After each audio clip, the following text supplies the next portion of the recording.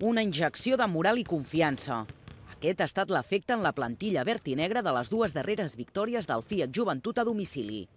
A més, ara la penya se situa a 3 triomfs del 8è classificat. I el més important, la distància amb el descens directe és ja de 3 partits. Supone un empujón anímico muy grande para el equipo en cuanto a confianza, en cuanto a juego colectivo y sobre todo pues confirmar un poco el trabajo que veníamos haciendo.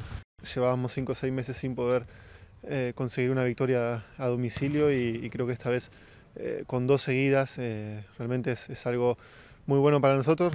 Como te digo, nos da un empujón hacia arriba y sobre todo un aire más fresco para seguir trabajando y sobre todo seguir apretando de aquí a final de temporada.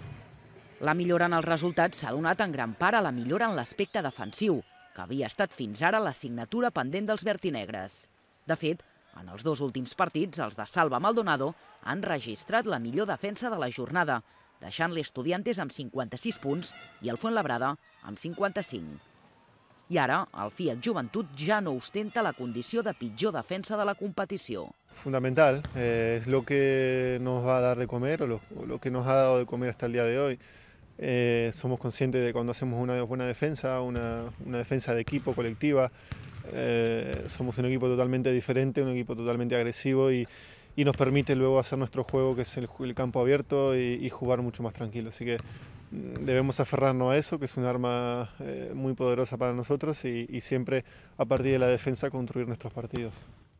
El Fiat Joventut buscarà demà contra el Bilbao la que seria la tercera victòria consecutiva, un fet que no s'ha produït encara aquest curs. A l'Olímpic, la penya hi ha guanyat 7 dels 11 partits que hi ha disputat fins al moment.